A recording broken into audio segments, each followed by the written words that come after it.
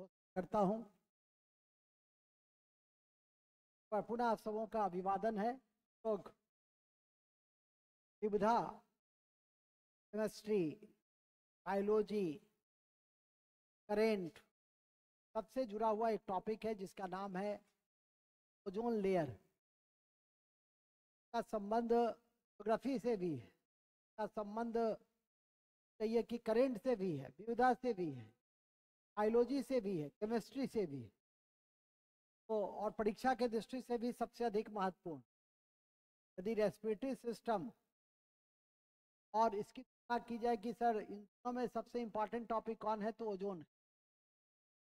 इसको हम विविधा में इन्वायरमेंट के कक्षा में लगातार हम देते रहते हैं। समय एक महत्वपूर्ण जानकारी आपको मैं दे रहा हूं जिसका नाम है ओजोन लेयर, ओजोन की परत। ओजोन, सबसे पहले तो आपको यह जानना है कि ओजोन क्या होता है, कैसे बनता है, लेयर में पाए जाते हैं, क्या महत्ता है, और ओजोन परत में क्या कारण है, क्या इम्पैक्ट है, और क्या उसको बचाने के लिए ग्लोबल और नेशनल एफर्ट। यही हमारी आज की कक्षा का सेंट्रल थीम है कि नहीं। तो हम लोग सबसे पहले यह समझें कि अणु मिलकर उसका निर्माण करते हैं। हमारी परीक्षा का आरंभ होता है, आगाज होता है।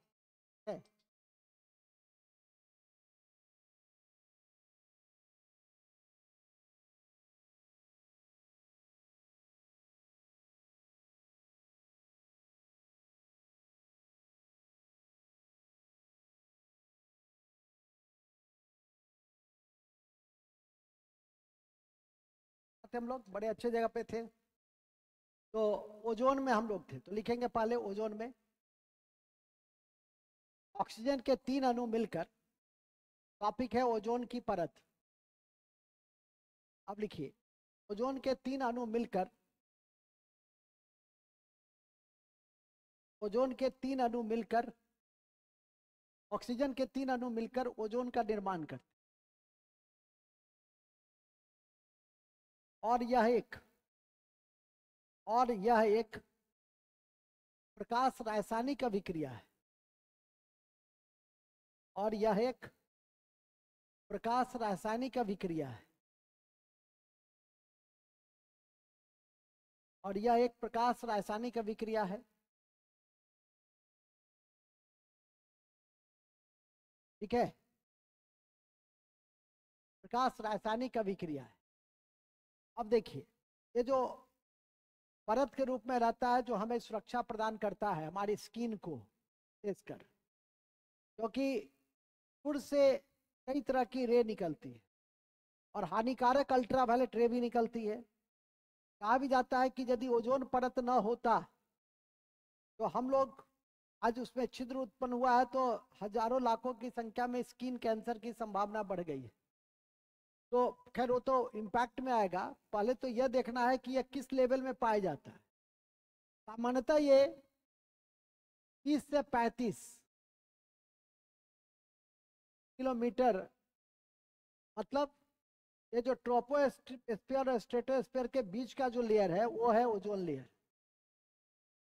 और ये जो ओजोन लेयर है, इसका हालांकि यदि पूछेगा कि एक बताइए, तो इसका संबंध है स्ट्रेटोस्फीयर से, समताप मंडल से। इसका संबंध किससे है? स्ट्रेटोस्फीयर से है। ठीक है कि नहीं? यहाँ पे हमारा वायुयान भी उड़ता है। ठीक है कि नहीं? मूल बिंदु पे आ जाइए। तो ये जो स्ट्रेटोस्फीयर है, ये जो ओजोन लेयर है, ये इंपॉर्टेंट पॉइंट से तो लिखिएगा। ओजोन ओजोन की परत वायुमंडल में वायुमंडल में वायुमंडल में वायुमंडल में 20 से 35 किलोमीटर 20 से 35 किलोमीटर 30 से 35 किलोमीटर के बीच पाई जाती है। अर्थात वायुमंडल के ट्रोपोस्फीयर और स्ट्रेटोस्फीयर के बीच में। अर्थात वायुमंडल के ट्रोपोस्फीयर और स्ट्रेटोस्फेयर के बीच में पाई जाती है।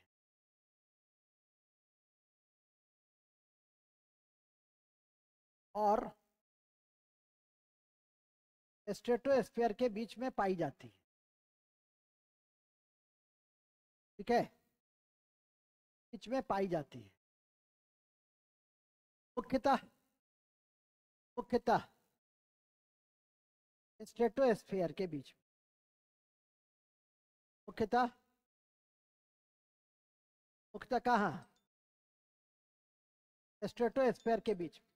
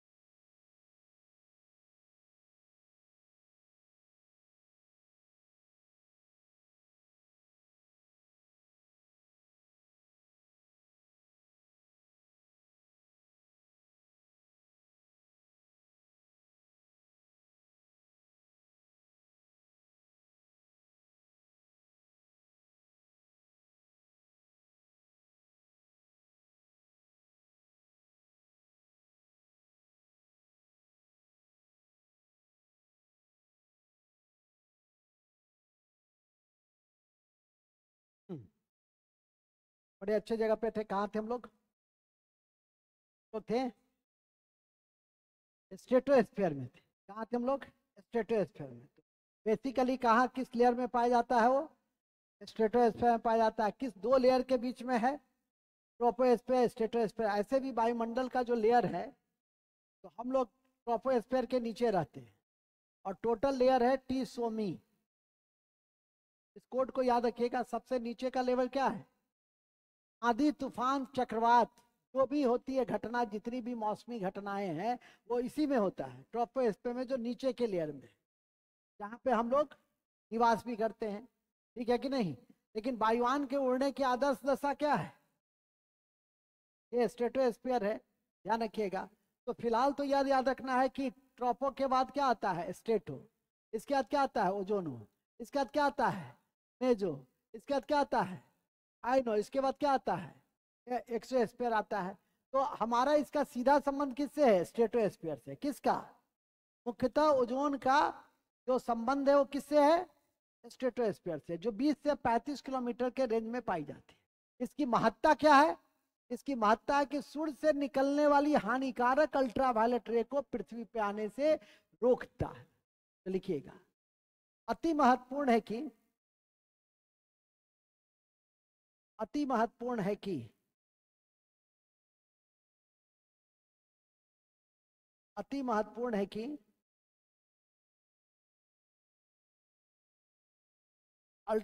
इसका ओजोन की परत का,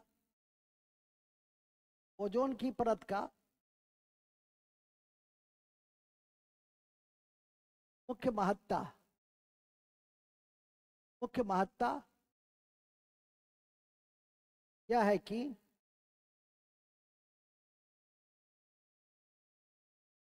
यह है कि यह यह सूर्य से निकलने वाली, सूर्य से निकलने वाली, सूर्य से निकलने वाली अल्ट्रावायलेट रे को, हानिकारक अल्ट्रावायलेट रे को, हानिकारक अल्ट्रा वायलेट रे को रोकती है, रोकती है, ठीक है। हानिकारक अल्ट्रा वायलेट रे को रोकती है। आप लोग लाइट पढ़ते हैं, लाइट का डीएल नेचर होता है तो पढ़ते हैं। आप लाइट के रेंज को भी जानते हैं कि 4000 एंगस्ट्रम से 7800 एंगस्ट्रम तक इसका रेंज है। विवगियोर सबसे ज्यादा किसका है? रेड का है। सबसे ज्यादा किसका है? वेवलेंथ रेड का होता है, ध्यान रखिएगा। यहाँ पर जो आपको ध्यान रखना है, ये भी ध्यान रखिएगा कि जब तरंग दैर्घ्य बढ़ता है, वेवलेंथ बढ़ता है, तो उसमें आवृत्ति कम होता है, फ्रीक्वेंसी कम होता है। और जब फ्रीक्वेंसी कम होता है तो ऊर्जा का लेवल भी क्या होता है? कम होता है। ये क्वेश्चन बराबर पूछा भी जाता है कि निम्नलिखित में से ऊर्जा का स्तर सबसे कम किस में होगा? तो रेड में। सबसे कम आवृत्ति किस में होगी? लाल में। लाल में ना सबसे कम। सबसे अधिक वेवलेंथ किसका होगा? रेड में, ठीक है कि नहीं? तो उसका जस्ट उल्टा होगा, वेवलेंथ समानुपाती ऊर्जा का स्तर और आवृत्ति, ठीक है। कॉपी के ऊपर में ये लिख लो, वेवलेंथ समानुपाती लेम्डा समानुपाती 1 फ्रीक्वेंसी न्यू एवं एवं ऊर्जा एनर्जी। फ्रीक्वेंसी और ऊर्जा। वेवलेंथ समानुपाती किसका होता है? वेवलेंथ समानुपाती किसका होता है? हाँ जी। चलिए नेक्स्ट, आगे बढ़िए। याद रखिएगा, हम लोग आप लोग को पढ़ाए थे एक दिन इलेक्ट्रोमैग्नेटिक वेव, और इलेक्ट्रोमैग्नेटिक वेव के विषय में क्या बताए थे कि ऐसा वेव जो किसी माध्यम की जिसको जरूरत नहीं होती। इसी क्रम में मैंने बताया था कि सबसे कम वेवलेंथ इसमें से किसका है? गामा, ठीक है कि नहीं? क्योंकि गामा के बाद एक्सरे का वेवलेंथ क्या होता है? ज्यादा होता है। एक्सरे के बाद अल्ट्रावायलेट रे का ज्यादा होगा, विबग्योर का ज्यादा होगा। विबग्योर मतलब दृश्य किरणें जो दिखाई देती है। इसके बाद इंफ्रारेड का ज्यादा होगा, माइक्रोवेव का ज्यादा होगा, माइक्रो रे का। इसके बाद आपका इंफ्रा रेडियो वेव, रेडियो किरण का सबसे अधिक होगा। तो वेव लेंथ तो सबसे अधिक होगा रेडियो का, लेकिन फ्रीक्वेंसी किसका सबसे कम होगा? इसी का होगा। एनर्जी लेवल किसका कम होगा? इसी का होगा। तो कभी इस तरह के क्वेश्चंस आएंगे तो अच्छा रहेगा आपकी परीक्षा के लिए। तो इसको थोड़ा सा लिख लीजिए, यहाँ पर ऐसे ही लिख लीजिए, ऐसे ही लिख लीजिए। नोट में करके लिख लो ना, नोट में करके लिख लो, नोट में करके लिख लीजिए ना, नोट में करके लिख लीजिए।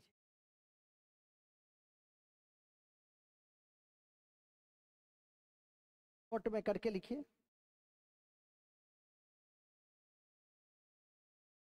ठीक है। सब बताते हैं एक लाइन, फटाफट लिखो। गामा, एक्सरे, अल्ट्रावायलेट, विबगियोर दृश्य किरणें, इंफ्रा, माइक्रो, रेडियो। रेडियो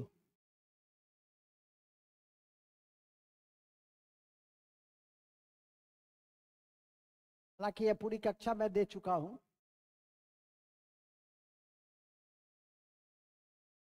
फटाफट लिखो, फटाफट।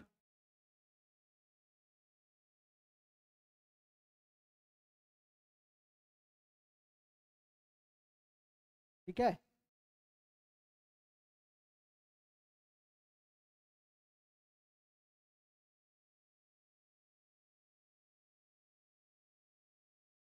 ठीक है। चलिए, इसमें और क्या जानना है तो उसमें वो लाइन लिख देना है कि वेवलेंथ अधिक तो आवृत्ति और ऊर्जा स्तर कम। वो लाइन लिख दीजिए,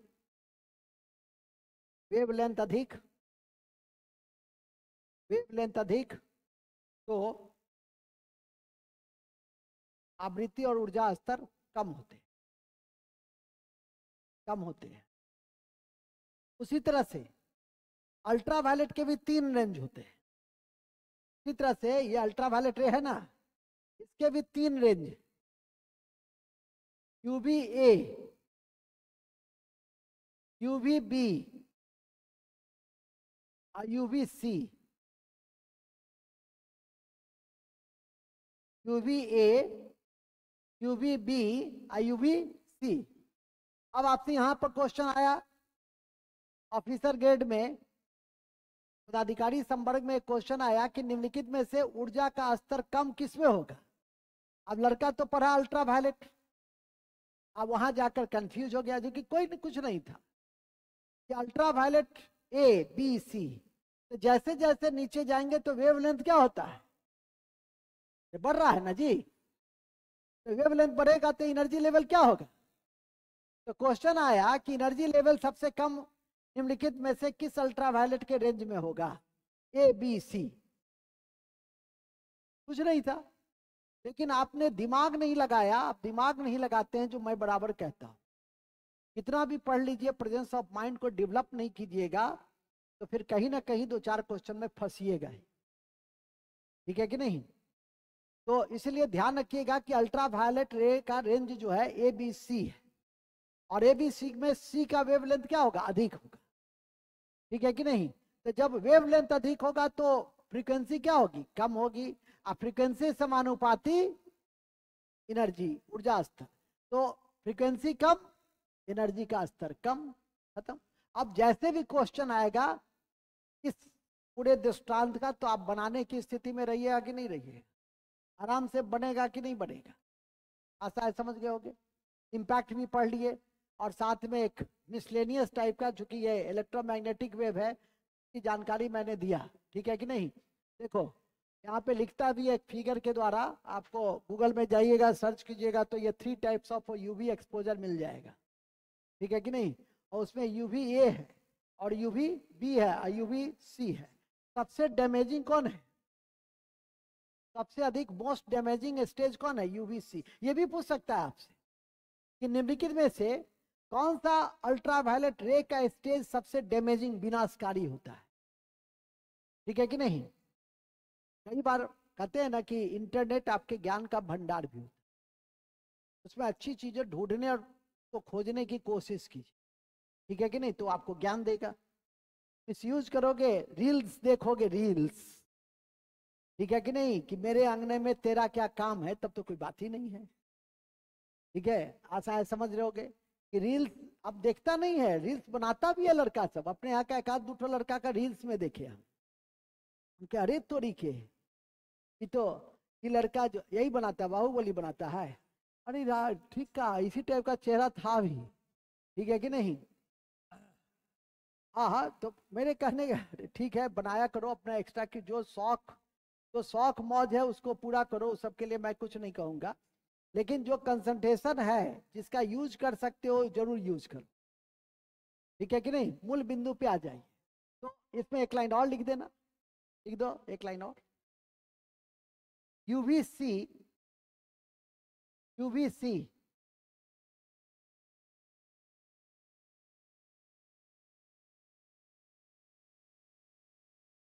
यूवीसी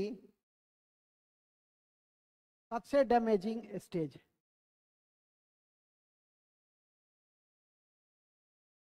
सबसे डैमेजिंग स्टेज है। और यह ओजोन के द्वारा पूर्णतः अवशोषित भी हो जाता है। और यह ओजोन के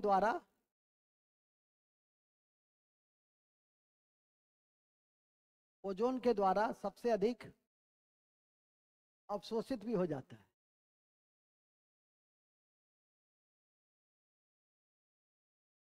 ठीक है, ये डीएनए को भी बदल देती है, ये डीएनए को भी बदल देती है।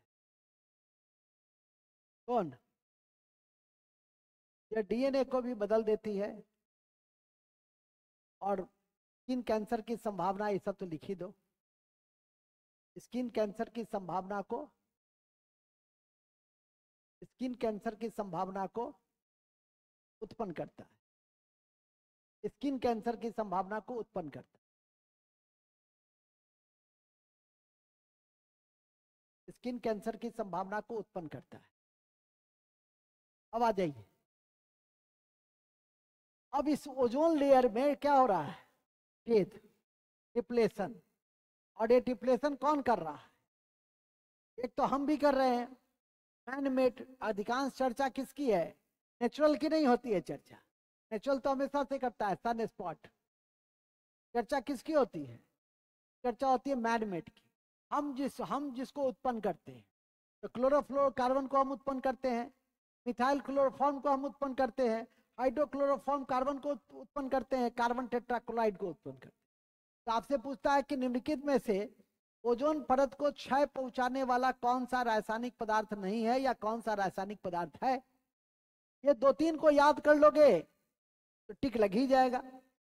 CFC नहीं, CCl4, मिथाइल क्लोरोफॉर्म, क्या है? कुछ नहीं है, सीधे याद हो गया क्लोरोफ्लोरो कार्बन, कार्बन टेट्राक्लोराइड और मिथाइल क्लोरोफॉर्म। ये 3 याद कर लोगे, ये मैन मेड है। नेचुरल को छोड़ो, नेचुरल तो वह नोट बनाने में अच्छा लगता है, अच्छा है, ठीक है। कि कॉजेज क्या है, तो लिखेंगे पहला नेचुरल, तो लिख देंगे सन स्पॉट। तो लिख दो पहले, नोट उट बढ़िया से रहना चाहिए, तो लिख लो। ओजोन परत में क्षय होने के कारण,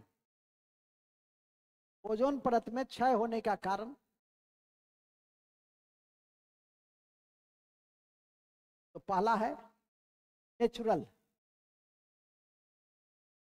सन स्पॉट। और स्ट्रेटोस्फीयर में जो विंड बहता है, हवा, वो भी क्षय करता है। विंड, स्ट्रेटोस्फीयर के विंड, स्ट्रेटोस्फीयर के विंड, वो भी क्या करता है? वो भी क्षय करता है।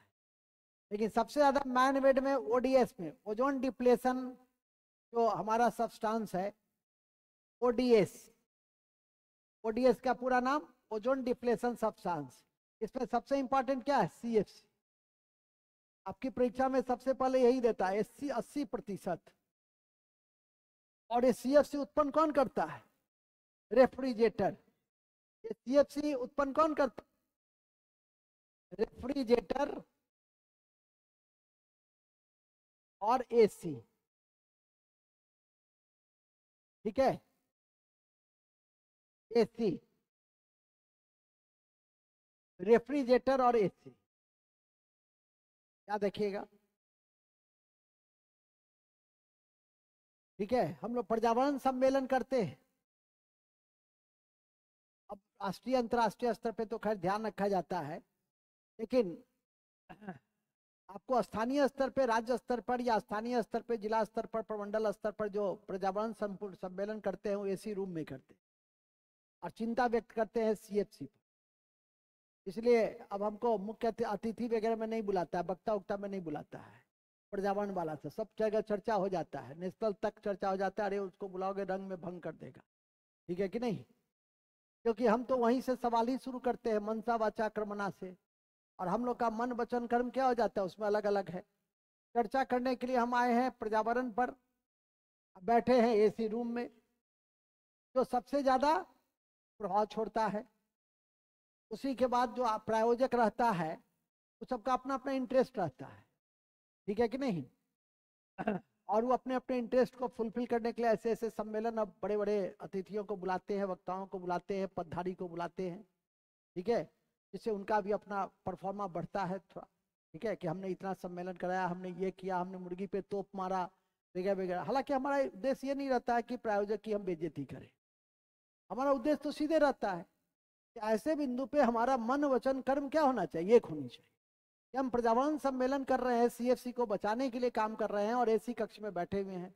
वो भी एक रूम वाला AC में नहीं, एक पूरे हॉल में AC, जिसमें सैकड़ों AC लगे हुए, ठीक है कि नहीं? कितना उसके बाहर का जो वातावरण आप देखिएगा तो क्या रहता है, कभी देखोगे एक रूम का AC का बाहर का वातावरण तुम देख लो, और 100 का बाहर का वातावरण देख लो, ठीक है, कि अंतर रहेगा तुमको। तो ये है सबसे पहला, 80% हमारा है क्लोरोफ्लोरोकार्बन, ठीक है कि नहीं? तो लिखिए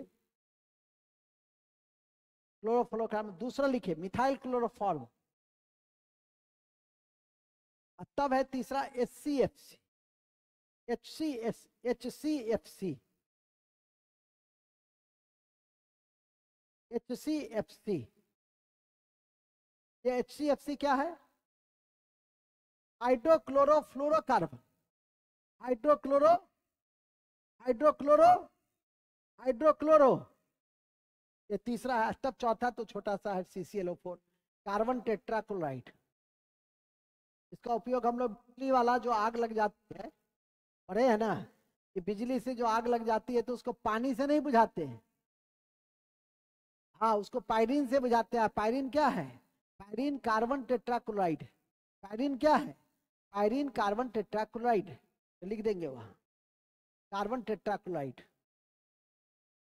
कार्बन टेट्राक्लोराइड है, तो ध्यान रखिएगा।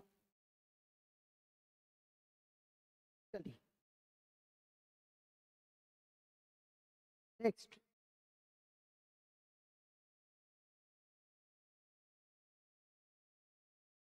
नेक्स्ट में आ जाइए, आगे बढ़े। कारण हो गया, ठीक है। उसके बाद अच्छा, ये तो हो ही गया कि सबसे ज्यादा 80% कौन करता है? 80% कौन से करता है? जो किसमें बदल देगा? ऑक्सीजन और क्लोरीन में बदल देगा, ठीक है कि नहीं? तो इसीलिए हम लोग आजकल क्या कर रहे हैं? हम लोग आजकल CFC को अब हतोत्साहित कर रहे हैं। आने वाले समय में रेफ्रिजरेटर में CFC की जगह मैंने पढ़ाया था आपको अमोनिया, और AC और रेफ्रिजरेटर के दाम में वृद्धि होगी। अभी जो 30,000 35,000 मिल जाता है वो 70,000 80,000 में मिलेगा।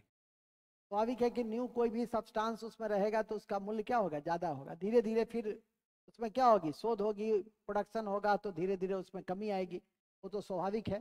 तो एक दिन बताए हुए थे कि आजकल या 2026 तक ही है कि 2026 में भारत भी जो है, क्या बच्ची नींद आ रही है? घर जाओ, उसको कह रहे है हो रही थी। माताजी पिताजी तो समझ रहे होंगे कि बच्ची घर पे है, लक्ष्य में है, पढ़ई छे, यहाँ तो बच्ची सुतल छे।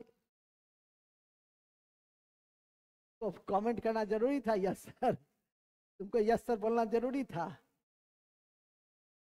चलिए नेक्स्ट, ठीक है। तो याद रखिएगा इसको कि CFC की जगह आजकल हम लोग किसका उपयोग करेंगे? अब 2026 से अमोनिया, वो भी लिख दो। 2026 से 2026 से अमोनिया का अमोनिया का अमोनिया का उपयोग किया जाने लगेगा। चलिए अब आइए इसके बचाव के लिए, अब लिखो इसके बचाव के लिए ओजोन परत के बढ़ते खतरे को ध्यान में रखते हुए, ओजोन परत के बढ़ते खतरे को ध्यान में रखते हुए, ओजोन परत के बढ़ते खतरे को ध्यान में रखते हुए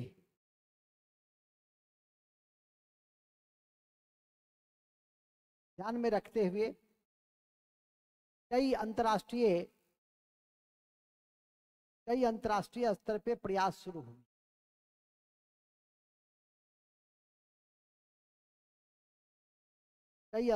कई अंतर्राष्ट्रीय स्तर पे प्रयास शुरू। में सबसे पहला जो प्रयास हुआ, आपकी मैं जानकारी में दे दूं, एक अमेरिकी वैज्ञानिक था, ठीक है कि नहीं? और हालांकि अमेरिका का शिक्षा व्यवस्था ऐसा है कि हर चीज में व्हाई एंड हाउ ढूंढता है। हमारे बच्चे व्हाई एंड हाउ ढूंढने वाले कम होते हैं। हम लोग डिग्री पे ज्यादा बल देते हैं, परसेंटेज पे ज्यादा बल देते हैं, ग्रेडिंग पे ज्यादा बल देते हैं कि बच्चा को कितना ग्रेड मिला, A++ आया, वेरी गुड बेटा, very good, I am proud of you, ठीक है? अरे यार उस पर बल नहीं दो, बल दो कि उसमें कितना क्रिएटिविटी का विकास हुआ, कितनी कल्पनाशीलता बनी, कितना सोचता है, कितना चिंतन करता है, कितना एक्सप्लेन करता है, ठीक है? इस पर फोकस रखना चाहिए। लेकिन 100 में 100 बना दिया, वेरी गुड, वाह हमर जो बेटा छे वो तो 100 में 100 बनाई, उसी में खुश, ठीक है कि नहीं? क्रिएटिविटी गायब। तो इसीलिए देखो ये कोई भी जो नया खोज है वो अमेरिका, यूरोप में अमेरिका ही करता है या फ्रांस करता है, क्योंकि वहाँ की शिक्षा व्यवस्था में ही ऐसी प्रावधान, ऐसा सिस्टम है कि बच्चों के अंदर क्रिएटिविटी का विकास हो जाता है। हम लोग डिग्री पे ज्यादा ध्यान देते हैं कि डिग्री ले लो, ठीक है। मूल बिंदु पे ये जो बैठे हुए हमारे पास है, इनको कौन सी डिग्री हिंदुस्तान की नहीं है, बड़ा विद्वान प्रकृति का बच्चा है ये, हमसे भी 5-6 डिग्री अधिक लिए हुए हैं, एमए है, बीएड है, एमएड है, पीएचडी है, इसके बाद और कोई नकली असली डिग्री है और भी कुछ होगा, ठीक है, ढेर सारी डिग्री के साथ आप विद्वान लग रहे हैं। सो देखिए नहीं, इन्हीं का कोई बैचमेट होगा, ग्रेजुएशन होगा, वो अभी आईएएस होगा, कमिश्नर रैंक में भी चला गया, सिर्फ ग्रेजुएशन होगा। इस आधार पे क्योंकि उसके अंदर चिंतनशीलता थी, लेखनशीलता थी, जो सोचा उसको एक्सप्रेस कर दिया। इसी क्रम में जानिए फले, तो उसमें दो वैज्ञानिक बड़े महत्वपूर्ण हैं, लिखेंगे शेरवुड, इस क्रम में लिखेंगे। अति महत्वपूर्ण है कि अमेरिकी वैज्ञानिक शेरवुड और मारियो, शेरवुड और मारियो ने ही सबसे पहले यह पाया, तो ना मेरा पहले लिखो तो लिखा रहे, वो सब तो ऐसे ही लटका झटका है, तुम लोग उसी ओर देखने लगता है, तो फिर मेरा क्या काम है, ठीक है, वो तो लटका झटका है, वो क्या है, हाँ उसमें भी लेते हैं, अभी पहले तो लिखो। हाँ, सबसे पहले पाया, शेरवुड और मारियो ने सबसे पहले पाया कि समताप मंडल में सीएफसी का जमाव हो रहा है, समताप मंडल में सीएफसी का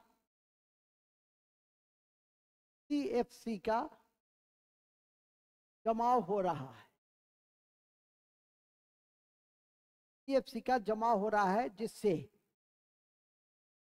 ओजोन क्षरण,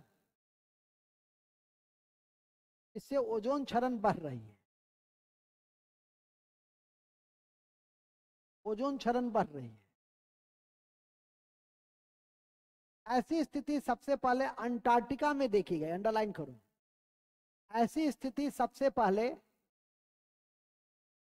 अंटार्कटिका में देखी गई, ऐसी स्थिति सबसे पहले अंटार्कटिका में देखी गई।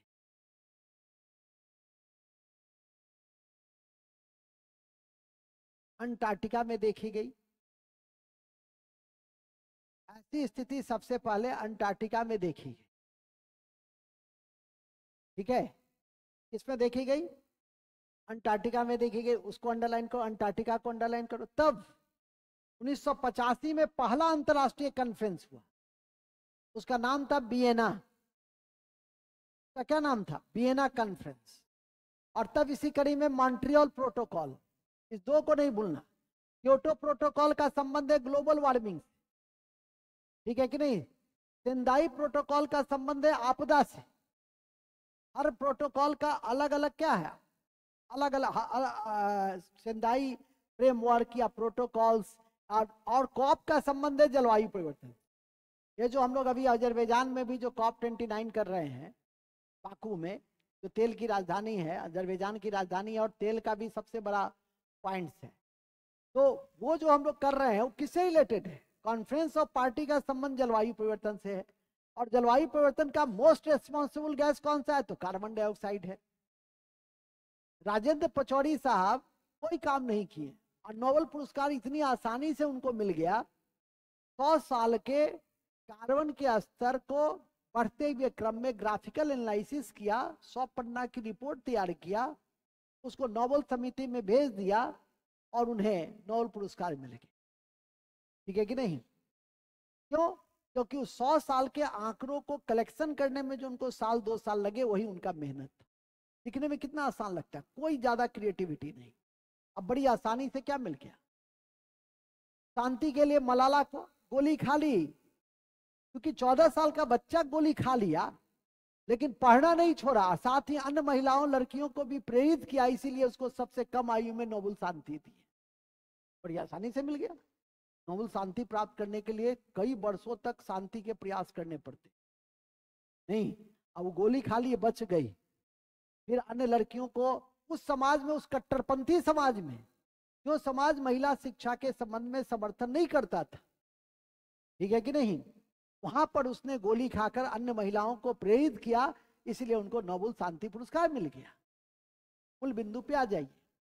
मूल बिंदु यह है कि जो मैंने अभी आपको संज्ञान में दिया, क्या दिया कि पहला अंतरराष्ट्रीय प्रयास कहां किए, तो लिखिए इस कड़ी में सबसे पहले, इस कड़ी में ओजोन लेयर को बचाने के लिए,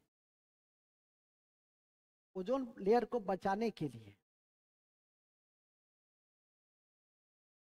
कई कन्वेंशन किए गए, जैसे Vienna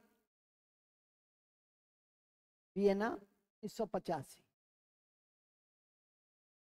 Vienna 1985, Vienna convention 1985,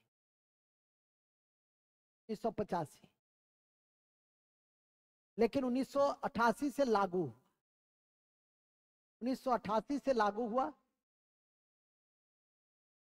convention पे तो शुरुआत में क्या हुआ, मीटिंग हुआ तो 1985 में, लागू हुआ तो 1988 में। सभी देशों ने इसको स्वीकार किया 2009 में, वो भी लिख दो, सभी देशों ने इसे स्वीकार किया 2009 में, सभी देशों ने इसे स्वीकार किया 2009 में, सभी देशों ने इसे स्वीकार किया 2009 में, ठीक है।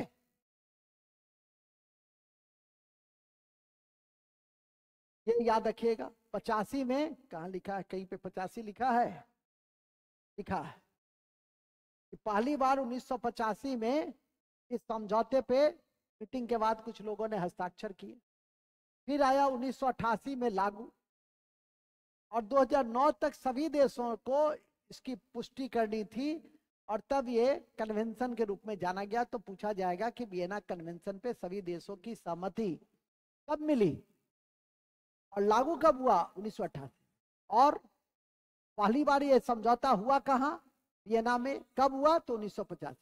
इसलिए कभी कभी लड़का फंस जाता है, लागू, समझौता, कन्वेंशन, सभी देशों के स्वीकार, आपस में फिर झंझट करेगा और कहेगा बीपीएससी का आंसर ही गलत है, एसएससी का आंसर ही गलत है, यूपीएससी का आंसर ही गलत है। ज्ञान, हमेशा ध्यान रखो कि ज्ञान कम हो तो ज्यादा दावेदारी प्रस्तुत नहीं करना चाहिए, ठीक है कि नहीं। जब पूरा ज्ञान हो जाए तब दावेदारी को प्रस्तुत करना चाहिए। देखिए, हाँ, हम समझ रहे हैं कि तुम्हारा हड़बड़ाहट का कारण सब करवा चौथ है, तुम जाना चाह रहा है, हम समझ रहे हैं, लेकिन बिना खत्म किए हुए तो हम जाने नहीं देंगे। वो भी इतना महत्वपूर्ण टॉपिक है, इसमें एक साथ कई चीज है। मैंने क्या कहा, इस चैप्टर का संबंध 6 विषय से है, ठीक है कि नहीं। तो 6 विषय से है तो समझ जाइए कितना इंपॉर्टेंट टॉपिक है। इसीलिए हर परीक्षा में इसमें केमिस्ट्री भी है, बायोलॉजी भी है, ज्योग्राफी भी है, करंट भी है, मिसलेनियस भी है। कौन सा चीज इसमें नहीं है, संविधान भी है। कन्वेंशन क्या है, अंतर्राष्ट्रीय संविधान है, सभी देशों के द्वारा इसको स्वीकार करना क्या है, अंतर्राष्ट्रीय विधि विधान है, ठीक है। हिस्ट्री भी है, हिस्ट्री नहीं है कि सबसे पहले क्या, हिस्ट्री क्या, बीते हुए घटनाओं का अध्ययन। इकोनॉमिक्स भी है, ये है ग्लोबल वार्मिंग जो है हमारी वर्ल्ड इकोनॉमी को भी क्या कर रहा है, प्रभावित कर रहा है। तो ये, हालांकि कोई भी तुम हमको टॉपिक, कोई भी शब्द दे दोगे तो 9 सब्जेक्ट से मैं उसको जोड़कर दिखा दूंगा, ठीक है कि नहीं। मूल बिंदु पे आ जाइए। 9 क्या, हम और भी सब्जेक्ट से उसको जोड़ के दिखा देंगे, समाज शास्त्र से भी जोड़ के दिखा देंगे, साइकोलॉजी से भी जोड़ के दिखा देंगे, भाषा से भी जोड़ के दिखला देंगे। मूल बिंदु पे आ जाइए, ठीक है। मूल बिंदु क्या है, मूल बिंदु यह है कि इसको याद रखिए। अब आइए इसके बाद, वियना के बाद आइए मॉन्ट्रियल प्रोटोकॉल, वो कनाडा, इसका प्रधानमंत्री अभी ट्रूडो 5 आइज का धमकी देता है। ये जितना अंग्रेजी बोलने वाला देश है, अमेरिका, ऑस्ट्रेलिया, कनाडा, न्यूजीलैंड, ये जो 5 है, हाँ इंग्लैंड, ये जो 5 आइज देश है, वो कहता है हमको ये इनपुट मिला कि निज्जर को भारत ने मारा। तुम भारत को 1960 वाला भारत पूछते, 2024 वाला भारत है, ठीक है कि नहीं। तुम्हारे घर में घुस के मार के हमारा एजेंट आ गया, अब पता भी नहीं चला तुमको, काऊ काऊ काऊ काऊ चिल्ला रहा है। तुम हमारे एम्बेसी को थ्रेटनिंग दिया, हम तुम्हारे एम्बेसी से पहले तुम्हारे एम्बेसी को दरभंगा करता हूँ, दिल्ली से आउट करती है। देखते हो अभी पाकिस्तान को गिरगिरा रहा है, कि बातचीत कीजिए, बहुत जरूरी है, नहीं तो आने वाला नस्ल जो है हम लोग को दोनों को क्षमा नहीं करेगा। हमको क्यों नहीं क्षमा करेगा?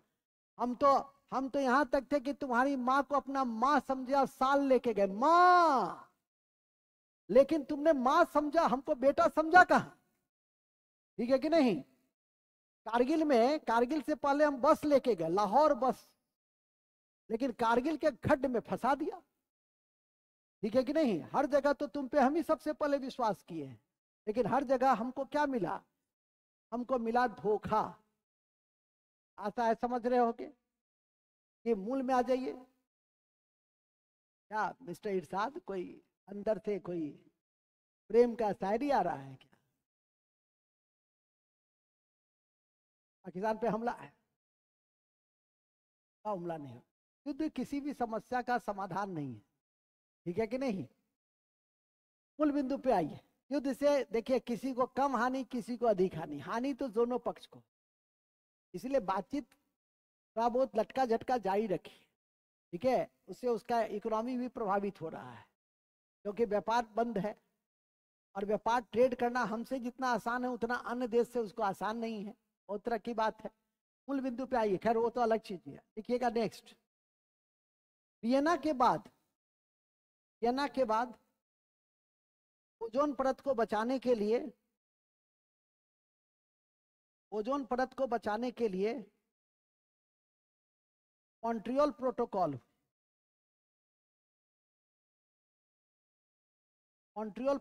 हुई 1987 में मॉन्ट्रियल प्रोटोकॉल हुई।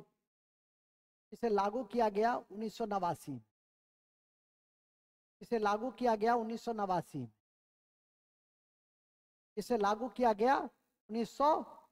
में। 1989 समझ रहे हैं? 1989 में लागू किया गया। ठीक है? तो पहले कौन हुआ?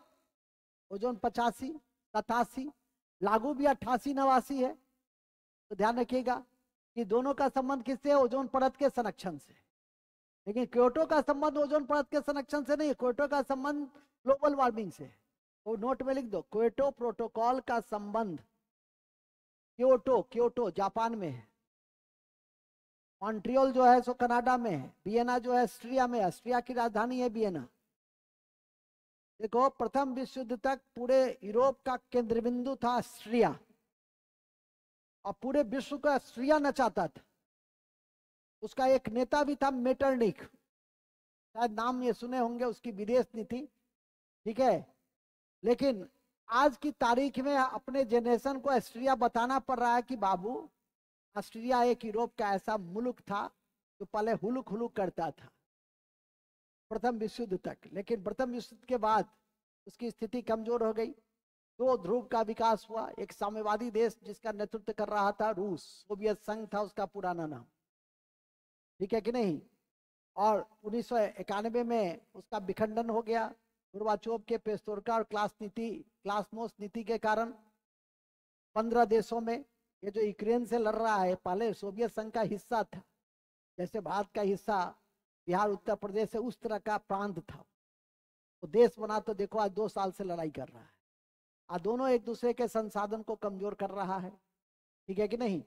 वो आप लोग की जानकारी में दे दे कि विश्व की पहली जो परमाणु दुर्घटना हुई थी उसका नाम था चेरनोबिल। ठीक है? उसको याद रखिएगा, यूक्रेन में ही। चेरनोबिल को कभी नहीं भूलिएगा, परमाणु दुर्घटना। ठीक है? कहाँ? तो यूक्रेन। पूछता भी है कि चेरनोबिल दुर्घटना का संबंध किससे है? तो परमाणु से है। पहला परमाणु विश्वव्यापी दुर्घटना जो हुआ था वहीं हुआ था, याद रखिएगा। खैर, अभी हम लोग वहां नहीं है, हम लोग अभी इस बिंदु को देख रहे हैं। हाँ, लेकिन उस कड़ी में 12 देशों का, 15 देश में जब विघटन हुआ तो 12 देशों ने एक CIS बनाया, कॉमनवेल्थ इंडिपेंडेंट स्टेट, जिसका मुख्यालय मिन्स्क रखा। ठीक है कि नहीं?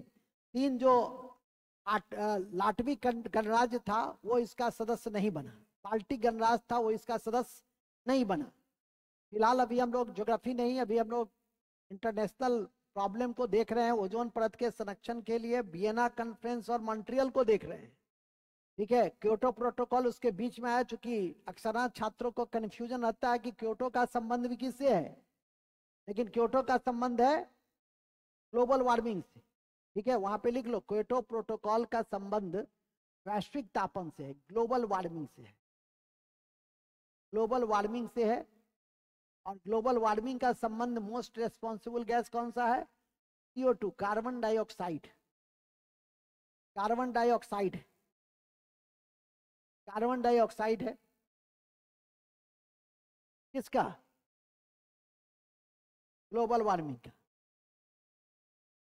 ठीक है, आप लोग को ओजोन में बताए थे दो तथ्य। ओजोन डिप्लेशन का जो मोटाई को ज्ञात करने वाली इकाई डॉप्सन, और अभी कुछ दिन पहले, आज कौन है, अक्टूबर है ना, हाँ सितंबर में मैंने बताया था अंतर्राष्ट्रीय ओजोन दिवस है। नहीं तो वो था 16 सितंबर को, तो कॉपी के ऊपर में दोनों लिख लीजिएगा। ऐसे लिखो, ओजोन परत की मोटाई को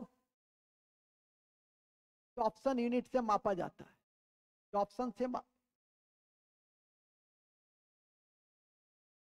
मापा जाता है,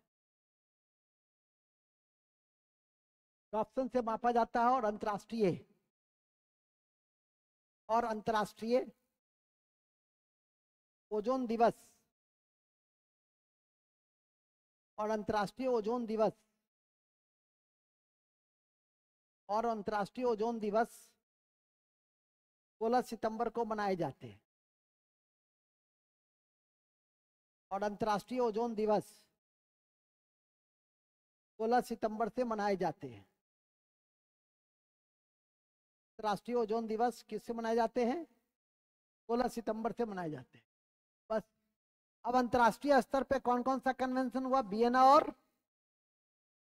वियना और राष्ट्रीय स्तर पे हमने क्या किया? राष्ट्रीय स्तर पे हमने नवरत्न पॉलिसी अपनाई, 9 पिलर पॉलिसी इसको कहते हैं। ठीक है कि नहीं? तो लिखिएगा, राष्ट्रीय स्तर पर 9 पिलर पॉलिसी, क्लाइमेट चेंज, 9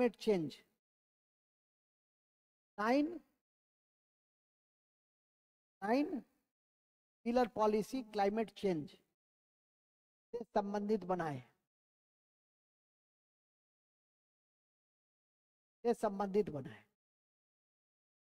कि हम लोग का क्या उद्देश्य है? हम लोग का उद्देश्य सिर्फ ओजोन नहीं है, हम लोग का उद्देश्य है climate change, global warming, ozone.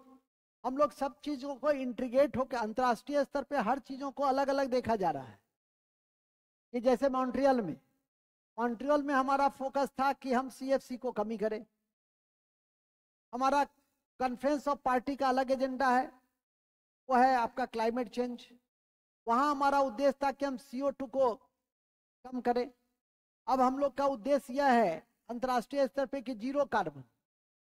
देख रहे होगा कि भारत के अनेक मंत्रालय अलग अलग जीरो कार्बन का वर्ष घोषित कर रहा है। रेलवे कहता है कि हम 2030 तक कर देंगे। नहीं, मतलब हर विभाग अपना अपना क्या कर रहा है कि हम जीरो कहाँ टारगेट सेट कर रहा है। आज से बहुत पहले, पेरिस कन्वेंशन से बहुत पहले, ब्रिटेन ने, क्वेश्चन भी कमीशन ने पूछा था ऑफिसर गेट में, कि कौन सा देश ने कहा है कि हम 2045 तक जीरो कार्बन कर देंगे, मतलब पेट्रोल डीजल ये सब का उपयोग नहीं करेंगे। वो था ब्रिटेन। ठीक है कि नहीं? तो कई देश अपने स्तर से भी उसकी क्या करता है, घोषणा करता है, उसको अमल में लाने का प्रयास करता है। हम नहीं कर सकते। हमने 2070 का कहा है, और 2070 से पहले हमारी टेक्नोलॉजी भी डेवलप नहीं होगी। हम न्यूएस्ट इंडस्ट्रियलाइजेशन के क्लब मेंबर हैं। हमारी औद्योगिकरण की प्रक्रिया 60-70 साल पुरानी है। जर्मनी, फ्रांस, जापान, ये सब, ब्रिटेन की प्रक्रिया तो 300 साल पुरानी है इंडस्ट्रियलाइजेशन की। 200 साल पुरानी आपकी जापान की है। मेजी पुनः स्थापना जब हुई तो जापान का औद्योगिकरण हुआ। ठीक है कि नहीं? जर्मनी की प्रक्रिया 100 साल पुरानी है। उसी तरह से सब जितने भी यूरोपियन देश है जिसका संगठन है G7 किसका संगठन है? कि तमाम जितने भी औद्योगिक देश हैं और विकसित हो गए हैं, क्योंकि उद्योग के माध्यम से विकास की संभावनाएं कहीं अधिक होता है, क्योंकि औद्योगिक माल ज्यादा बिकता है। और ज्यादा बिकता है तो स्वाभाविक है कि ज्यादा पैसा आता है। ज्यादा पैसा आएगा किसी भी देश में तो समृद्धि बढ़ेगी, समृद्धि बढ़ेगी तो R&D पे हम खर्च करेंगे, रिसर्च एंड डेवलपमेंट विंग्स पे हमारा टेक्नोलॉजी का लेवल बढ़ेगा। अमेरिका में कहा जाता है कि हर सप्ताह एक नई टेक्नोलॉजी आ जाती है। हमारे यहाँ देखते हो किसी फील्ड में कोई एक टेक्नोलॉजी आई तो फिर वो 2 4 10 साल तक रहता है, नई टेक्नोलॉजी आने में टाइम लगता है। तो भी हालांकि प्रयास सब तेजी से करते हैं। पहले कंप्यूटर था, फिर सुपर कंप्यूटर हुआ, AI हुआ, ब्लॉकचेन हुआ, ठीक है, डिफरेंट डिफरेंट कर रहे हैं। ऐसा नहीं है कि हम लोग कंप्यूटर में भी क्लाउड कंप्यूटिंग का कॉन्सेप्ट आ गया, हम लोग उसको फॉलो अप करें, लेकिन उससे बहुत छिटपुट जगह पे उसके प्रयास किए जाते हैं। देखते हो अब हम लोग सेमीकंडक्टर तक का निर्माण कर रहे हैं, सेमीकंडक्टर पॉलिसी बना रहे हैं, AI बेस्ड काम कर रहे हैं। आर्टिफिशियल इंटेलिजेंस में पहले हम सोच नहीं सकते थे, हम उस पर काम कर रहे हैं। खैर चलिए, अभी वो सब तो देश की तरक्की की कहानी के लिए तो मोदी साहब का एक तो भाषण देख सुन लीजिए, ठीक है कि नहीं, आपका जीके का बहुत बड़ा भाग सॉल्व हो जाए। तो किसी दल विशेष से नहीं जोड़िए, वो भारत सरकार है, सरकार की क्या नीति है, सरकार का क्या परसेप्शन है, ठीक है कि नहीं, सरकार क्या अगले 20 साल 30 साल 40 साल 50 साल में करना चाह रही है, वो आपकी परीक्षा के दृष्टि से महत्वपूर्ण है। जितनी बड़ी परीक्षा देने जाओगे, मोदी साहब की भाषण, भारत सरकार का जो प्रतिनिधित्व कर रहे हैं, वो भाषण आपकी परीक्षा के लिए उतना इंपॉर्टेंट होगा। आप लोग के ग्रुप में भेजते भी नहीं है, लेकिन BPSC वाले ग्रुप में निश्चित रूप से हम मोदी साहब के भाषण को भेजते हैं कि पढ़ो, उसको 4 बार पढ़ो। और वो PIB न्यूज ऐसे ही आता है, किसी जगह पर मोदी साहब गए और यदि आसियान में गए, अभी लाओस गए थे, ठीक है कि नहीं, और जहां जाएंगे वहां जो भाषण देंगे उस चीज को समझो कि वो भारत सरकार का दृष्टिकोण है, और उसमें जीके के कई बिंदु उभर कर सामने आते। पढ़ता कहाँ है लड़का, पढ़ेगा पास नहीं, जो पढ़ता है पास करता है कि नहीं करता है, यहाँ से करे कि वहां से करे कि कहीं से करे, जो पढ़ता है वो पास करता है, सीधी सी बात है। यदि इंटीग्रेटेड लेवल पे आप पढ़ते नहीं है, अपनी त्रुटियों को दूर नहीं करते हैं, तब बेकार है। इंटीग्रेटेड लेवल पे आपको दूर करना है, जो जिस स्तर का है। मूल में आइए, तो अभी मैंने कहा कि भारत सरकार जो प्रयास करती है इंटीग्रेटेड लेवल पे करती है, तो वही 9th पिलर्स पॉलिसी दिया। अब इसी क्रम में ग्लोबल वार्मिंग को भी थोड़ा सा जान लो। ग्लोबल वार्मिंग क्या है, तो लिखेंगे ग्लोबल वार्मिंग। ग्लोबल वार्मिंग है कि हम लोग कहाँ रहते हैं, हम लोग अर्थ पे रहते हैं, पृथ्वी पे रहते हैं। पृथ्वी के तापमान में क्रमिक वृद्धि होना ग्लोबल वार्मिंग है। तो लिखेंगे पृथ्वी के तापमान में क्रमिक वृद्धि होना ग्लोबल वार्मिंग कहलाता है, जिसका सबसे जिम्मेवार गैस CO2 है। इसका सबसे जिम्मेवार गैस, इसका सबसे जिम्मेवार गैस CO2 है।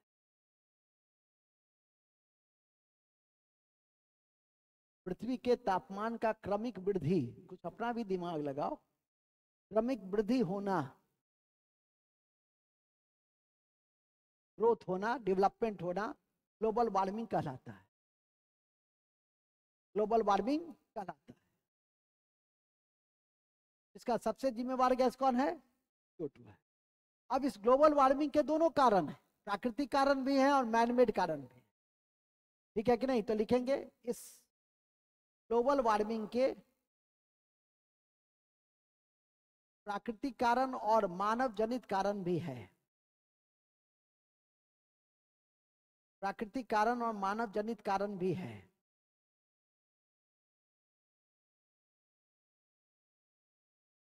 प्राकृतिक कारण में ज्वालामुखी से निकलने वाला गैस लावा, SO2 निकलता है उससे। प्राकृतिक कारणों में ज्वालामुखी से निकलने वाला लावा,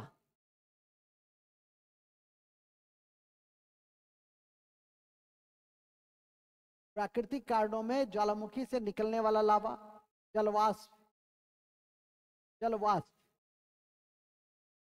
अल्बिडो इत्यादि, जलवाष्प, अल्बिडो इत्यादि,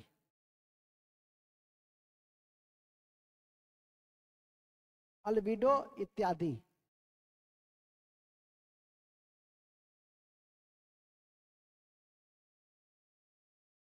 ठीक है, अल्बिडो इत्यादि। ओके, अल्बिडो इत्यादि। क्या हुआ जी आज तुमको, हार गया इंडिया? ओ इसीलिए उदास है।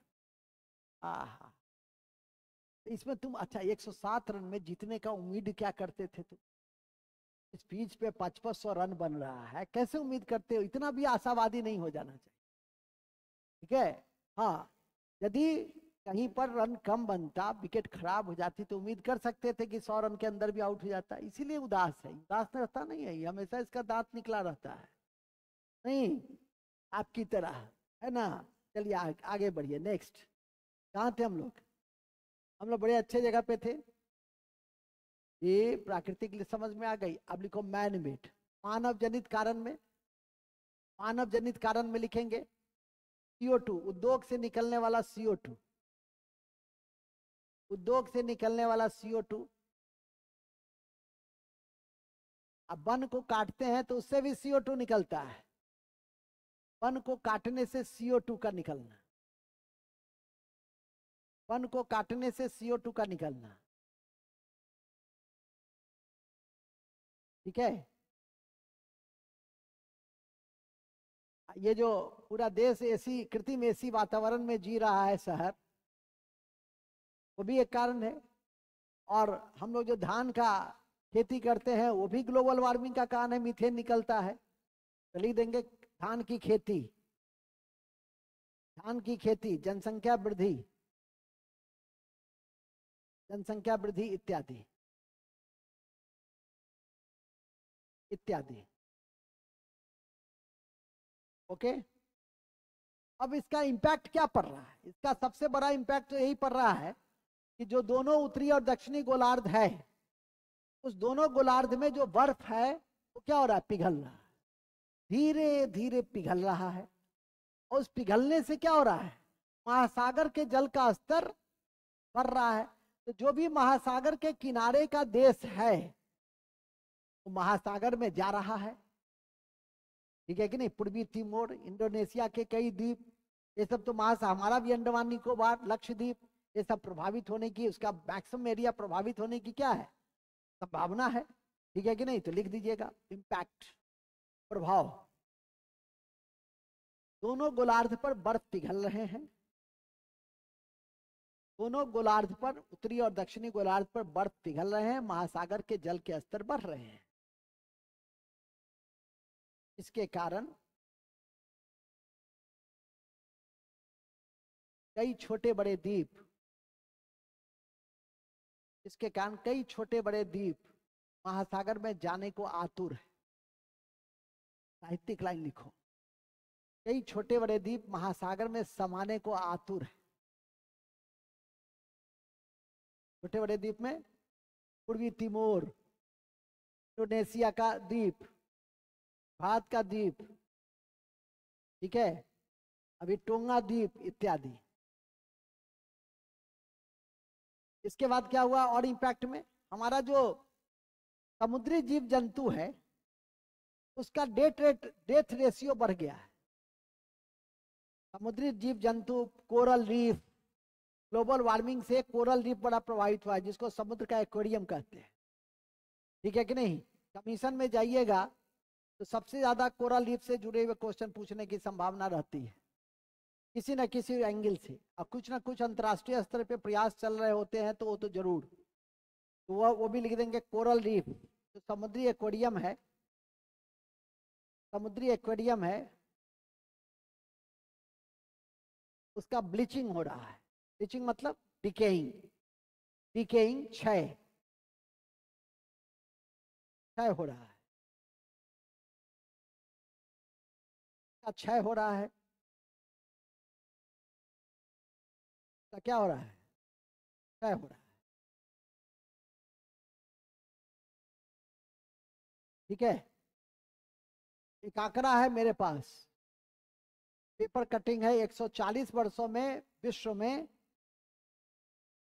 0.9%, 0.9 डिग्री टेम्परेचर बढ़ा है।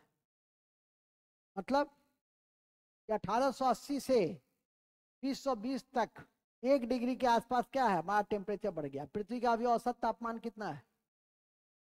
15 डिग्री सेल्सियस। पृथ्वी का औसत तापमान कितना है, और उसकी अनुभूति हम लोग को अब हो रही है। पहले दिवाली आने से पहले जो पतला स्वेटर है वो निकल जाता था, ठीक है कि नहीं। दुर्गा पूजा में ही ठंडा लगता था। अब देखो, अब तो छठ में ही लोग टी शर्ट और जींस पहन के जाते हैं।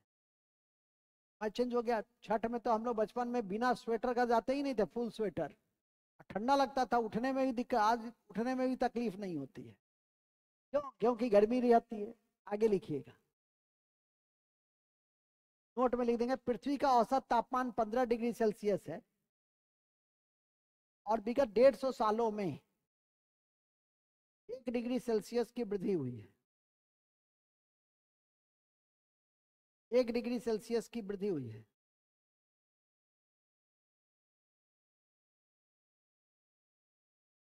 ठीक है। आप कहेंगे कि सर, हम ही आपसे पूछेंगे, कोई है केमिस्ट्री ऑनर्स? अरे यार, बोलोगे, इंटरेक्शन करोगे तो मजा आएगा। हाँ, आपके मजा के लिए हम सूली पे चढ़ जाए, मजा आएगा, मजा आएगा। आपके मजा के लिए हम बता दें कि हम केमिस्ट्री ऑनर्स हैं। सूली पे तुम्हारा है केमिस्ट्री ऑनर्स? किसका है? केमिस्ट्री मोनाली तुम्हारा है? किसका है? किसी का नहीं है। एडमिशन के समय सब बोलता रहता है हम केमिस्ट्री ऑनर्स हैं सर। हम फिर तुम है जी, बोलो तुम। टीवी है, दोनों लुच्चा है। ठीक है। अब दोनों बताओ, दोनों लुच्चा, कि कितना ग्रीन हाउस गैस है, उसमें CO2 का ही, CO2 ही मोस्ट रेस्पॉन्सिबल क्यों है? कुछ नहीं, CO2 सबसे भारी है। सबसे भारी है, नीचे में पाया जाता है, निचली परत में। तो सबको क्या करता है, अवशोषित कर लेता है। तो अवशोषित कर लेगा तो इसलिए मोस्ट रेस्पॉन्सिबल है। तो लिख दो, ग्लोबल वार्मिंग में सबसे जिम्मेवार गैस CO2 एक भारी गैस है। CO2 एक भारी गैस है जो वायुमंडल के निचली परत में पाया जाता है। जो वायुमंडल के निचली परत में पाया जाता है।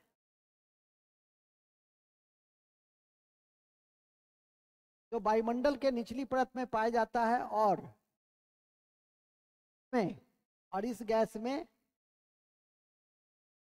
टेम्परेचर को अवशोषित करने के, और इस गैस में टेम्परेचर को अवशोषित करने के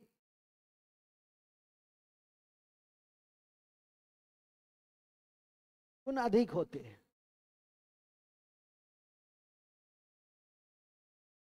गुण अधिक होते हैं। यह भी ध्यान में रखें कि पृथ्वी को वायुमंडल को गर्म करने में, पृथ्वी को गर्म करने में, पृथ्वी को गर्म करने में, पृथ्वी के वायु, अरे बात एक ही है, पृथ्वी के वायुमंडल को गर्म करो कि पृथ्वी को गर्म करो? नहीं, पृथ्वी में ही ना वायुमंडल है। तो पृथ्वी को गर्म करने में लॉन्ग वेव के, दीर्घ तरंग, या लॉन्ग वेव या दीर्घ दीर्घ तरंग के विकिरण, पार्थिव विकिरण, पार्थिव विकिरण सबसे ज्यादा महत्व रखता है। सबसे ज्यादा महत्व रखता है। ठीक है, सबसे ज्यादा महत्व रखता है। ओके, सबसे ज्यादा महत्व रखता है। तो ये हुआ आपका ग्लोबल वार्मिंग के संदर्भ में कुछ महत्वपूर्ण बातें। अब ग्लोबल वार्मिंग को कम करने के लिए हम लोग क्या क्या किए हैं? तो 3 प्रोटोकॉल नहीं भूलिएगा। एक क्योटो, जो पुरानी बातें हो। दूसरा पेरिस, वो भी पुरानी बातें हो। अभी सबसे ज्यादा यदि पेपर, मीडिया और इंटरनेशनल मैगजीन कवर कर रहा है तो किगाली, क्योंकि किगाली संशोधन भी आया है। और किगाली संशोधन का संबंध भी किससे है? ग्लोबल वार्मिंग से। इसलिए कभी परीक्षा में दे दे किगाली संशोधन का संबंध किससे है, तो ऐसा नहीं कि ओजोन परत के संरक्षण से। किगाली संशोधन का संबंध किससे है? ग्लोबल वार्मिंग से। तो लिख देंगे, अंतरराष्ट्रीय स्तर पर अंतर्राष्ट्रीय स्तर पर ग्लोबल वार्मिंग को रोकने के लिए, ग्लोबल वार्मिंग को रोकने के लिए, ग्लोबल वार्मिंग को रोकने के लिए क्योटो पेरिस, क्योटो पेरिस और किगाली, किगाली संशोधन, किगाली संशोधन अति महत्वपूर्ण है। किगाली संशोधन अति महत्वपूर्ण, किगाली संशोधन अति महत्वपूर्ण। कौन कौन सा हुआ? क्योटो, पेरिस और किगाली। पेरिस कहा, ये कहा 1.5, जो पहले बढ़ रहा है 150 सालों में, उसको वहां तक हम लोग को पहुंचा देना है। इसने कहा कि नहीं, प्री इंडस्ट्रियलाइजेशन, हम लोग को जो औद्योगिकरण की पूर्व अवस्था है, ऐसा सामूहिक प्रयास करना चाहिए कि वहां पे पहुंच जाए।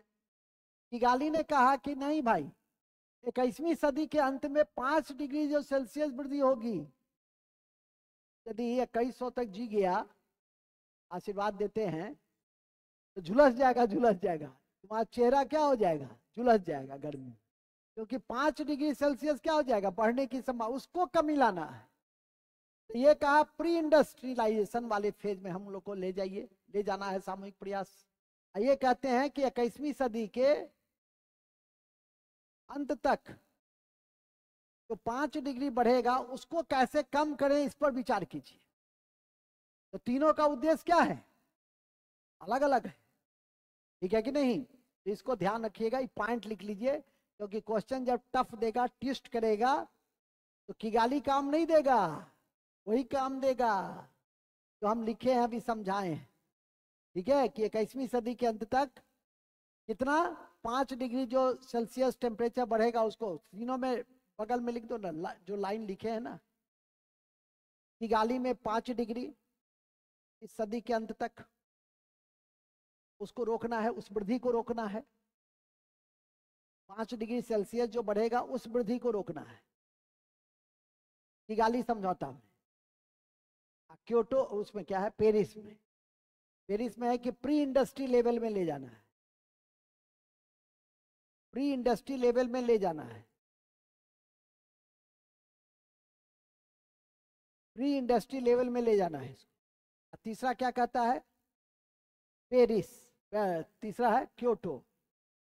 क्योटो है कि जो बढ़ा है उसको कम कीजिए, जो विगत 150 साल में बढ़ा है उसको कम कीजिए, और न केवल CO2, न केवल CO2 बल्कि green house gas, green house gas जैसे मीथेन, तो धान के खेत में पाया जाता है, मर्सी गैस है, जैसे methane, N2O nitrous oxide, nitrous oxide, SF6, SF6, HFC, HFC hydrofluorocarbon, PFC, PFC इत्यादि इत्यादि इत्यादि। तो ग्रीन हाउस गैस भी पढ़ लिए कि ग्रीन हाउस गैस कौन कौन सा है, CO2 तो है ही, लेकिन अन्य जो है महत्वपूर्ण, मीथेन है, नाइट्रस ऑक्साइड है, SF6 है, नहीं PFC है, तो ये सब जो अन्य ग्रीन हाउस गैस है, उसको भी आप धीरे धीरे स्टेज बाय स्टेज में क्या कीजिए, कमी कीजिए, जो हमारे ग्लोबल वार्मिंग को क्या कर रहा है, बढ़ा रहा है। तो इन्हीं शब्दों के साथ हमारी ग्लोबल वार्मिंग, तो आज हम लोग 2 विविधा पढ़े, और वो 2 विविधा का संबंध किससे है तो टॉपिक में एनवायरमेंट से, लेकिन इसका संबंध विभिन्न सारे सब्जेक्ट से है, जो आपकी परीक्षा में पूछे जाते हैं, और आशा करता हूं कि आपको ये बातें समझ में आई होगी कि दोनों का कॉन्सेप्ट क्या है और फैक्ट क्या है। और उसका इंटीग्रेटेड, यदि ग्लोबल वार्मिंग से जुड़ा हुआ अब इससे भी पूछ दे आपको, किसी परीक्षा में जाइए कहे कि global warming and its impact, तो आप आराम से लिख सकते हैं, हिंदी अंग्रेजी उर्दू सब में लिख सकते हैं, ठीक है कि नहीं। और जितनी बातें बता दी हैं उसको अपने शब्दों में और भी बेहतर तरीके से, जितना आपका विचार बढ़िया बनेगा, शब्द बढ़िया रहेंगे, अच्छे रहेंगे, उतना बढ़िया आप लिखिएगा। और जब भी कोई टॉपिक समाप्त होता है तो क्या पढ़ते हैं, तो लिखो बूस्टर फैक्ट। हम समझ रहे हैं आज करवा चौथ है, मैं समझ रहा हूँ, लेकिन क्या करेंगे, मैं भी अपनी आदत से हम भी तो करवा चौथ का गिफ्ट देंगे ना आप लोगों को। तो करवा चौथ का गिफ्ट क्या है, ग्लोबल वार्मिंग, ओजोन डिप्लेशन, क्या तो हम गिफ्ट दे दिए ना, क्या, ग्लोबल वार्मिंग, ठीक है। आगे लिखिएगा।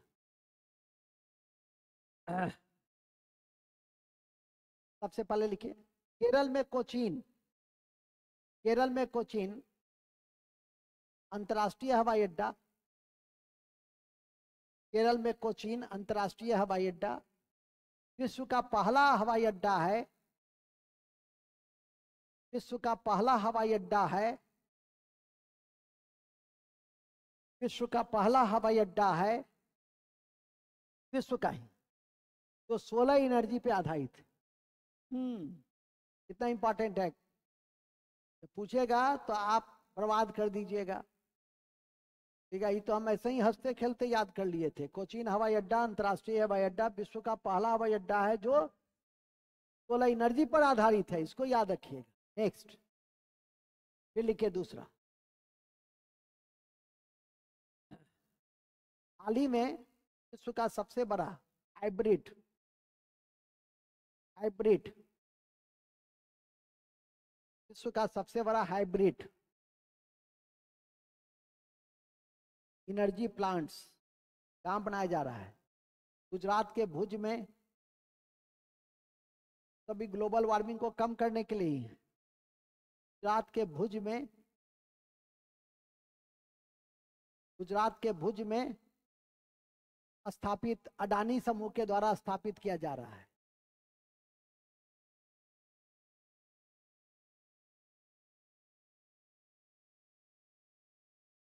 पॉइंट नंबर 3,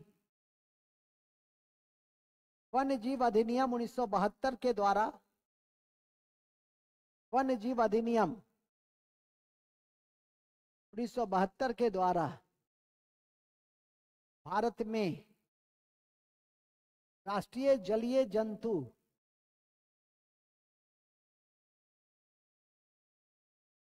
भारत में राष्ट्रीय जलीय जंतु डॉल्फिन को घोषित किया गया,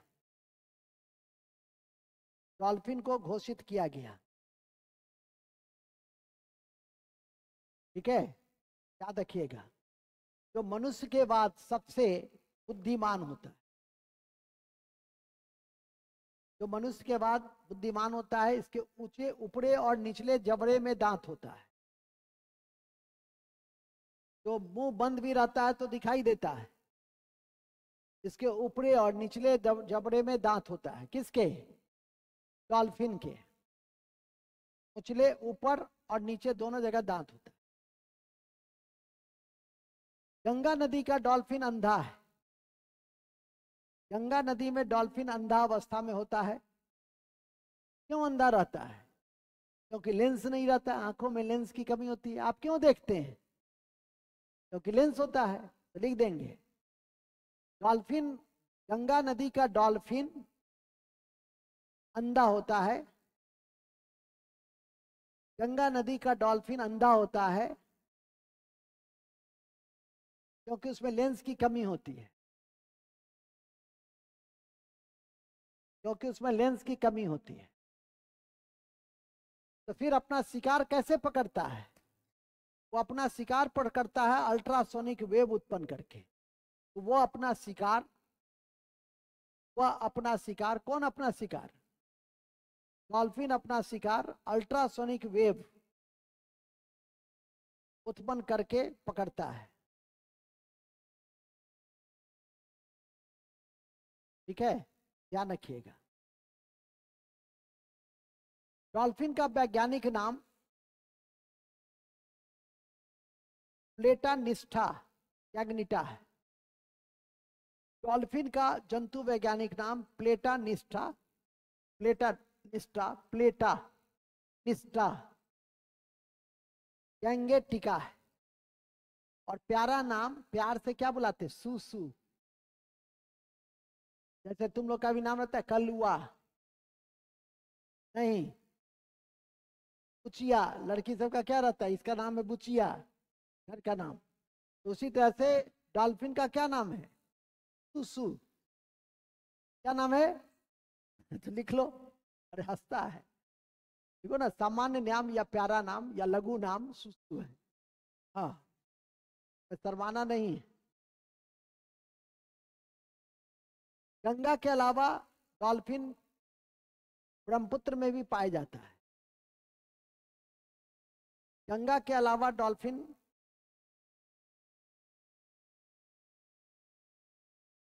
ब्रह्मपुत्र में भी पाया जाता है।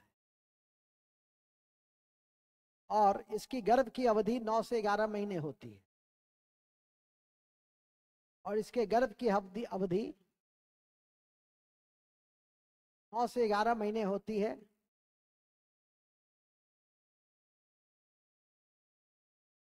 ध्यान रखें 1991 में, ध्यान रखें 1991 में इसे IUCN के लाल सूची में रख दिया गया। मतलब ये लाल सूची में क्या है, इंडेंजर्ड स्पीशीज, अब विलुप्त हो जाता। तो लिखेंगे, ध्यान रखें 1991 में इसे IUCN के लाल सूची में रख दिया गया, लाल सूची में रख दिया गया। और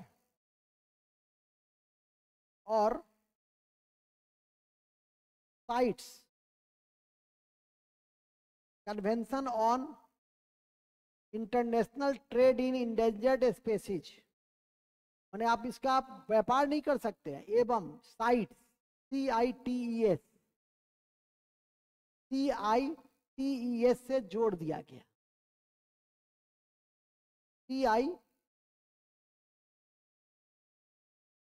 CITES का पूरा नाम है convention on international trade in endangered species. और इसका मुख्यालय है जेनेवा, स्विट्जरलैंड। और इसका मुख्यालय है, और इसका मुख्यालय है, इसका मुख्यालय है कहाँ, जेनेवा, जेनेवा स्विट्जरलैंड। डॉल्फिन अनुसंधान केंद्र, डॉल्फिन अनुसंधान केंद्र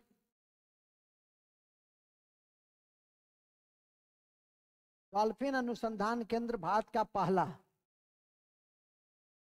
पटना में स्थापित किया गया है 4 मार्च 2024 को।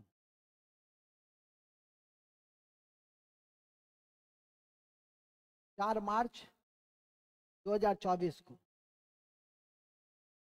और विश्व का पहला, नहीं, भारत का पहला डॉल्फिन सेंचुरी, और विश्व का पहला dolphin century, dolphin century Vikramshila Bhagalpur में स्थापित किया गया। विक्रमशिला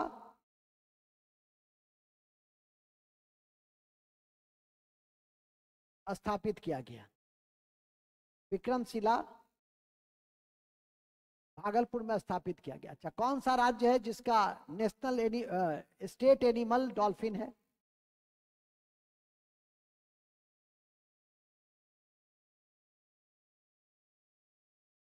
रे हुले रे, का नाम है असम। और नेशनल एनिमल हमने कब बनाया उसको, राष्ट्रीय जलीय जंतु कब बनाया, 2009 में। तो वहां लिख दो, असम का, असम का राजकीय जंतु, असम का राजकीय जंतु आसाम का राजकीय जंतु कौन है? डॉल्फिन है, डॉल्फिन है। बस 1:30 बज रहे हैं, अब कोई भी नया टॉपिक शुरू करेंगे तो 2:30 बज ही जाएगा। 12 बजे 12 बजे शुरू किए थे तो 1:30 बजे तक आपका ये टॉपिक चला, समझ रहे हैं। अभी 5 मिनट का फिर ब्रेक देंगे तो आधा गायब हो जाएगा, तो सोचोगे अच्छा हुआ वो भाग गया, वो अपने समझेगा। तुम जो चीज लेके जा रहे हो, ठीक है कि नहीं, इंटीग्रेटेड रूप में, वो जो भागा तो अपने बुझेगा। आशा है कि समझ रहे होगी, पढ़ाई साधना है, दोनों काम, पढ़ना और उसको रिकॉर्डिंग बंद कर दी। पढ़ना और पढ़ाना क्या है? साधना है। पढ़ना भी साधना है और